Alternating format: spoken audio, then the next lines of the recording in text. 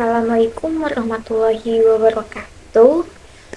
Di sini saya Nur Fatika akan mempresentasikan atau menjelaskan materi tentang hubungan industrial untuk pemenuhan dari tugas pengantar manajemen di semester 1. Jangan lupa untuk subscribe, like, dan komen. Baik, di sini saya akan menjelaskan tentang hubungan industrial. Apa sih hubungan industrial itu? Nah, menurut Undang-Undang Nomor 13 Tahun 2003 tentang Ketenagakerjaan Pasal 1 Angka 16, hubungan industrial adalah suatu sistem hubungan yang terbentuk antara para pelaku dalam proses produksi barang atau jasa yang terdiri dari unsur pengusaha, pekerja atau buruh, dan pemerintah yang didasarkan pada nilai-nilai Pancasila dan Undang-Undang Dasar Negara Republik Indonesia tahun 1945. Nah, di sini bisa diartikan bahwa hubungan industrial itu adalah hubungan antara semua pihak yang terkait atau berkepentingan atas proses produksi atau pelayanan jasa di suatu perusahaan.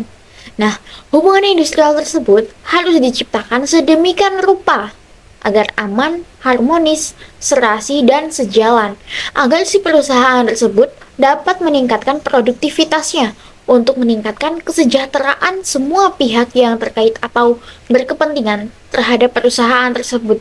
Jadi harus saling menjaga hubungan antara pekerja, agar harmonis atau sejalan, agar perusahaan itu meningkat produktivitasnya. Jadi tidak ada kesenjangan atau perselisihan paham yang bisa mengakibatkan kerenggangan hubungan di dalam suatu industrial tersebut dan bisa mempengaruhi produktivitas dalam perusahaan tersebut.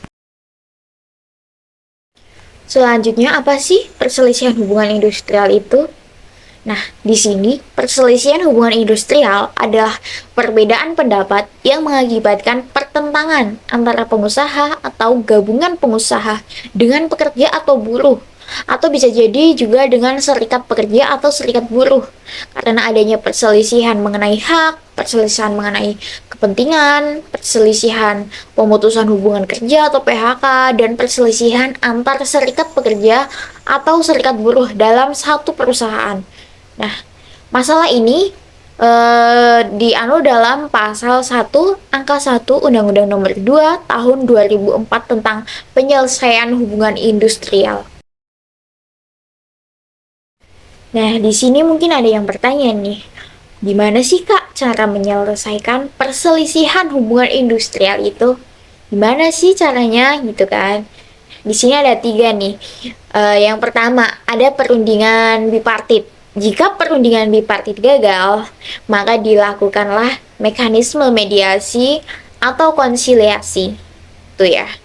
Yang ketiga, jika penyelesaian mediasi dan konsiliasi gagal, maka perselisihan hubungan industrial dapat dimintakan untuk diselesaikan di pengadilan hubungan industrial.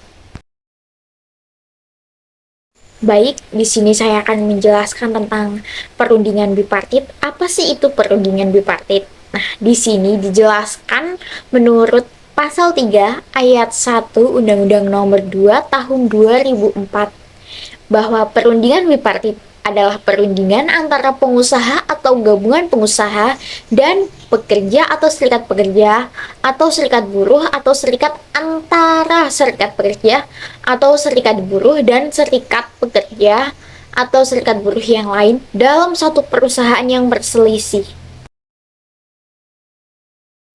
Kemudian mengenai perundingan penyelesaian dengan konsiliasi.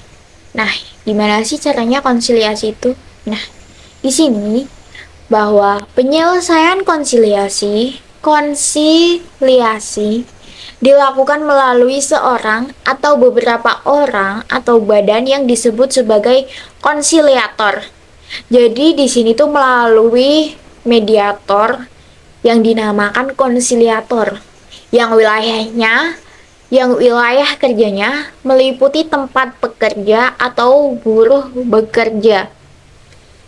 Nah, berarti wilayah kerjanya itu meliputi tempat pekerja atau buruh bekerja, di mana konsiliator tersebut akan menengahi pihak yang berselisih untuk menyelesaikan perselisihan secara damai.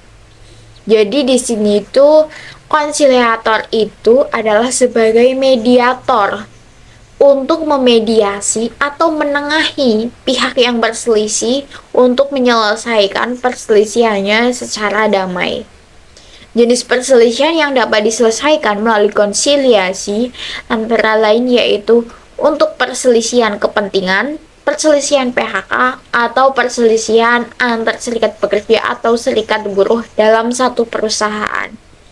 Nah, jadi ketika perundingan bipartit yang tadi itu gagal, maka dilakukanlah penyelesaian dengan konsiliasi, yaitu dengan menjadikan pihak ketiga itu sebagai mediator atau konsiliator.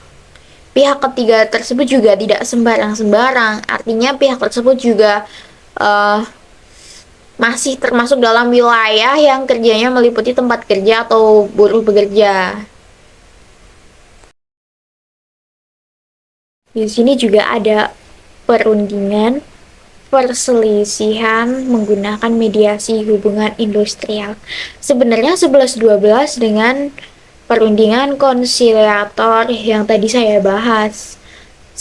Sedangkan di sini menurut pasal 1 angka 1 Undang-Undang Nomor 2 Tahun 2004, mediasi hubungan industrial adalah penyelesaian perselisihan hak, perselisihan kepentingan, perselisihan pemutusan hubungan kerja, dan perselisihan antar serikat pekerja atau serikat buruh hanya dalam satu perusahaan melalui musyawarah yang ditengahi oleh seorang atau lebih mediator yang netral.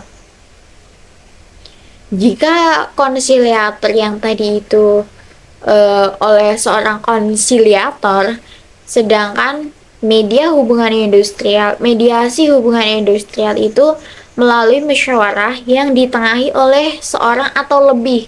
Jadi bisa lebih, oleh mediatornya itu lebih dari satu, itu bisa. Yang secara netral. Itu menurut pasal 1 angka 1 Undang-Undang Nomor 2 Tahun 2004. Di sini, ketika perundingan bipartit itu gagal, kemudian perundingan dengan mediasi dan konsiliasi itu juga gagal, maka akan dialihkan kepada pengadilan hubungan industrial. Menurut pasal 56 Undang-Undang Nomor 2 Tahun 2004,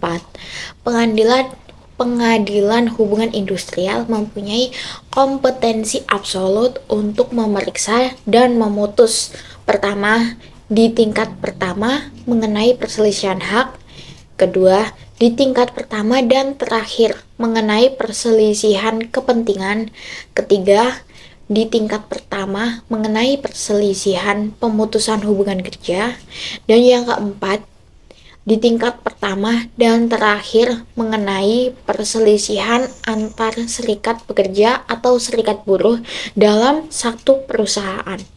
Nah, mungkin dari teman-teman semuanya ada yang bertanya atau ada yang baru mendengar tentang istilah kompetensi absolut.